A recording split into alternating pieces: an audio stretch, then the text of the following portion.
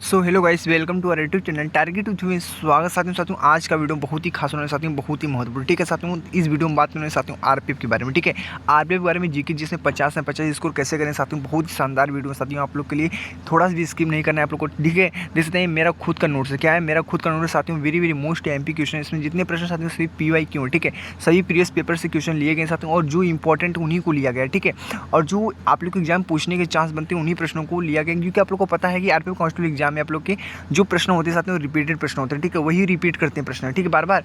तो हम आज देखेंगे एक एक प्रश्नों को बहुत ही बारीकी से पढ़ेंगे साथियों, आप लोग को आंसर कमेंट बॉक्स में बताना है। ठीक है मित्रों, तो हम लोग स्टार्ट करते हैं। एक एक प्रश्न को बहुत ही बारीकी से पढ़ेंगे। ठीक है, इसका आंसर आप लोग कमेंट बॉक्स जरूर बताना है। ठीक है, जो विद्यार्थी बहुत अच्छे तैयारी कर रहे हैं साथियों, तो उनको तो बताना ही पड़ेगा। ठीक है, तो देखते हैं आप लोग कितनी तैयारी कर चुके हैं। देखते हैं पहला क्वेश्चन हमारा, योग में भुजंग आसन किस मुद्रा को दर्शाता है। ठीक है, भुजंग योग में भुजंग आसन किस मुद्रा को दर्शाता है साथियों, सभी बच्चों को पता होना चाहिए। ठीक है, ज़्यादा हार्ड प्रश्न नहीं होते, नॉर्मल लेवल के आप लोग के प्रश्न पूछ जाते हैं आप लोगों के एग्जाम में। ठीक है, जिसने बोला टिड्डी है, मेढक है, सर्प है, मछली है। ठीक है, तो बता सकते हैं साथियों इसका राइट आंसर कौन सा होगा। योग में भुजंग आसन किस मुद्रा को दर्शाता है, तो सर्प को दर्शाता है। ठीक है साथियों, सर्प वाला यानी आप लोग का पहले का सी वाला आप लोग का राइट आंसर हो जाएगा। ठीक है साथियों, तो साथियों एक बार बता देना, जिस प्रकार से प्रश्न देख रहे हैं, पहला प्रश्न सेम ऐसे ही प्रश्न आप लोग को एग्जाम में भी फंसेगा। ठीक है, एक प्रश्न रहेगा, उसमें 4 ऑप्शन दिए रहेंगे, उसमें से एक ऑप्शन को राइट करना होगा, उसको आप लोग को राइट टिक करना होगा। ठीक है, तो आप लोग को पता है आप लोग का एग्जाम भी होगा उस CBT मोड पे होगा, यानी कंप्यूटर ऑनलाइन बेस्ड पे होगा। ठीक है, कंप्यूटर मोड पे होगा। ठीक है,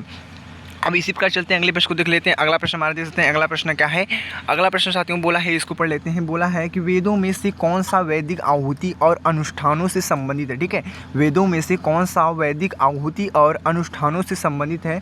सामवेद, ऋग्वेद, अर्थवेद और यजुर्वेद। ठीक है साथियों, तो देख सकते हैं प्रश्न बहुत ही नॉर्मल पूछा है। ठीक है, वेदों से प्रश्न बन गया आप लोग के एग्जाम में, तो क्या करेंगे, तो इसका राइट आंसर कौन सा होगा, यजुर्वेद हो जाएगा। ठीक है, वेदों में से कौन सा वैदिक आहुति और अनुष्ठानों से संबंधित साथियों, जो आहुति और अनुष्ठानों से संबंधित है वह यजुर्वेद है। ठीक है, क्लियर, आप सभी बच्चे क्लियर हैं। चलते हैं अगले प्रश्न को देखते हैं। ठीक है, अगला प्रश्न पढ़ते हैं हमारा आज की जो अगला प्रश्न है, देख सकते हैं कि तुर्की की राजधानी कौन सी साथियों। ठीक है, राजधानी से प्रश्न बनते हैं आप लोग एग्जाम में, तो राजधानी से जितने प्रश्न बनते हैं सभी को याद कर लीजिए आप लोग। ठीक है, क्या है, तुर्की की राजधानी कौन सी है, तुर्की की राजधानी कौन सी साथियों, इस्लामाबाद है, अंकारा है, तेहरान है और इस्तालुम। ठीक है, इस्तांबुल है। ठीक है साथियों, तो क्या करेंगे, अंकारा आप लोग का राइट आंसर हो जाएगा। ठीक है, तुर्की की राजधानी कौन सी है साथियों, अंकारा है। ठीक है, तो साथियों हम उन्हीं प्रश्नों को लिए हैं जो प्रश्न आप लोग के एग्जाम में रिपीट होते हैं। ठीक है, जो बार बार रिपीट करते हैं, जो पूछते हैं बार बार। ठीक है, जितने प्रश्न साथियों देख लेंगे ना आप लोग प्रीवियस से उठा के, तो साथियों सही प्रश्न बार बार पूछे गए हैं। ठीक है, तो अब चलते हैं अगला प्रश्न को देखते हैं। ठीक है साथियों, मेरा खुद का नोट से मेरे खुद से नोट से पढ़ेंगे आप लोग को ना, पक्का गारंटी मेरे दावे के साथ बोलता हूँ कि आप लोग का सलेक्शन कोई नहीं रुक सकता। ठीक है, तो अगला प्रश्न देखते हैं। अगला प्रश्न हमारा आज का कौन सा है, चौथा प्रश्न देख सकते हैं कि वास्तुकला की बांग्ला शैली निम्न राज्यों में से किससे संबंधित है। वास्तुकला की बांग्ला शैली निम्न राज्यों में से किससे संबंधित है साथियों, तो उत्तराखंड है, हिमाचल प्रदेश है, कश्मीर है, पश्चिम बंगाल है। ठीक है, तो इसका राइट आंसर कौन सा होगा, पश्चिम बंगाल वाला आप लोग का राइट आंसर हो जाएगा। ठीक साथियों, क्लियर आप लोग। ठीक है, पश्चिम बंगाल आप लोग का क्या हो जाएगा, राइट आंसर हो जाएगा। ठीक है, चलते हैं अगले प्रश्न को देखते हैं। ठीक है, पांचवा प्रश्न पढ़ते हैं। पांचवा प्रश्न हमारा क्या बोला है, पांचवें प्रश्न पढ़ते हैं साथियों, बोला है कि पेरियार टाइगर रिजर्व निम्न राज्यों में से किस में स्थित है। ठीक है, पेरियार टाइगर रिजर्व निम्न में से किस में संबंधित है। ठीक है, किस में स्थित है। ठीक है, बोला है किस में स्थित है, पेरियार टाइगर रिजर्व निम्न राज्यों में से किस में स्थित है, तो आंध्र प्रदेश है, केरल है, कर्नाटक है, तमिलनाडु साथियों, तो इसका राइट आंसर हो जाएगा केरल।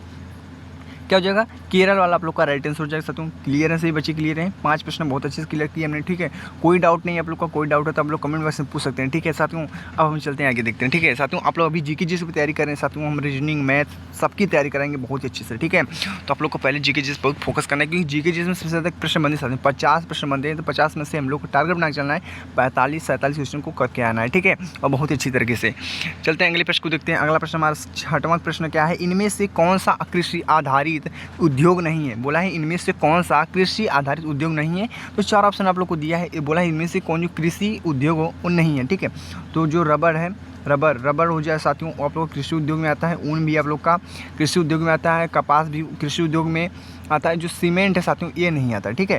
तो निम्न में से कौन सा कृषि आधारित उद्योग नहीं है, तो सीमेंट वाला आप लोग का राइट आंसर हो जाएगा, ठीक है। क्लियर है पे, ठीक है। अब चलते हैं इस पर अगले प्रश्न को देखते हैं, ठीक है साथियों। हम देखते हैं 7वां प्रश्न क्या है हमारा। 7वां प्रश्न को पढ़ते हैं साथियों, 7 प्रश्नों को पढ़ते हैं। 7वां प्रश्न बोला है कौन सा शब्द जूडो खेल से जुड़ा हुआ है, ठीक है। कौन सा शब्द जूडो खेल से जुड़ा हुआ है, तो इम्पो है, यूको है और रोमन रिंग है और वाजा अरी है, ठीक है साथियों। तो इसका राइट आंसर कौन सा होगा, रोमन रिंग वाला आप लोग का राइट आंसर हो जाएगा, ठीक है। कौन सा शब्द जूडो खेल से जुड़ा हुआ है, तो रोमन रिंग आप लोग का राइट आंसर है, ठीक है। रोमन रिंग का नाम भी फेमस आप लोग को सभी बच्चों को पता है, ठीक है। तो आप लोग क्लियर कर सकते हैं कि नहीं, ये वाला आप लोग का राइट आंसर हो जाएगा, ठीक है। इसी प्रकार चलते हैं अगले प्रश्न को देखते हैं हम, जो आज का 8वां प्रश्न साथियों। 8 प्रश्न को पढ़ते हैं मित्रों। 8 प्रश्न बोला है भारत में निम्न राज्यों में से किस राज्य में सबसे ज़्यादा आबादी है, तो साथियों सभी बच्चों को पता होना चाहिए, ठीक है। आप लोग देख सकते हैं ऑप्शन दिया, उत्तर प्रदेश दिया है, महाराष्ट्र दिया है, पश्चिम बंगाल दिया है, बिहार दिया है, ठीक है। तो आप लोग को पता होना चाहिए भारत में निम्न राज्यों में से किस राज्य में सबसे ज़्यादा आबादी है, तो आबादी किस में साथ है, उत्तर प्रदेश में, ठीक है। सबसे ज़्यादा आबादी कहाँ पे, उत्तर प्रदेश में, ठीक है। क्लियर है। अब चलते हैं इसी प्रकार अगले प्रश्न को देखते हैं। 9वां प्रश्न क्या है हमारा। 9वां प्रश्न क्या पूछा है साथियों, हम देख सकते हैं कि निम्न में से कौन सी आर्यभट्ट की प्रसिद्ध रचना है। बोला निम्न में से कौन सी आर्यभट्ट की प्रसिद्ध रचना है, तो क्या है, सुश्रुत है, सुश्रुत सिंहता है और क्या है, सुलता सूत्र है, ठीक है, सुलवा सूत्र है और आर्यभट्ट है और क्या है, बृहत जातक है, ठीक साथियों। तो जो आप लोग का देख सकते हैं ऑप्शन तो टिपिकल है, ठीक है। तो पहला देख सकते हैं, फिर दूसरा बोला है सुलवा सूत्र है, तीसरा आर्यभट्ट ही है और जो आप लोग का लास्ट है आप लोग का डी वाला बृहत जातक है, ठीक है। तो इसका राइट आंसर कौन सा होगा, आर्यभट्ट वाला आप लोग का राइट आंसर हो जाएगा, ठीक है। निम्न में से आर्यभट्ट की जो प्रसिद्ध रचना साथियों, तो आर्यभट्ट ही है, ठीक है, आर्यभट्ट ही है, ठीक है। क्लियर है। तो उनके नाम से ही मिलता जुलता देख सकते हैं, उनके नाम से ही मिलता जुलता कुछ है, ठीक है। आर्यभट्ट ही है, ठीक है। तो चलते हैं आज का जो लास्ट प्रश्न साथियों, आज का लास्ट प्रश्न के आखिरी प्रश्न को पढ़ते हैं साथियों। 10वां प्रश्न क्या है हमारा। 10 प्रश्न को देखते हैं साथियों। बास्केटबॉल का आविष्कार द्वारा किया गया था, बास्केटबॉल जो है साथियों आविष्कार किसके द्वारा किया गया था, इसको बताना है। तो क्या है, केविन लव है, जेम्स नाइस्मिथ है और लेब्रो जेम्स है और क्या है, माइकल जॉर्डन, ठीक है।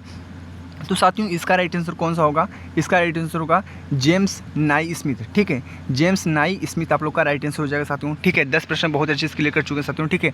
तो ये आप लोग के लिए मित्रों बहुत ही इंपॉर्टेंट है, महत्वपूर्ण है, रट लो इसको, very most MPa RPF constable के लिए, ठीक है। और आरपीएफ में आप लोग को एक सिलेक्शन चाहिए साथियों, तो हमारे साथ जुड़े रहिए आप लोग, ठीक है। मुझे फॉलो कीजिए, ठीक है। तो अभी तक चैनल के नए थे साथियों, चैनल को सब्सक्राइब लाइक जरूर कर देना, ठीक है।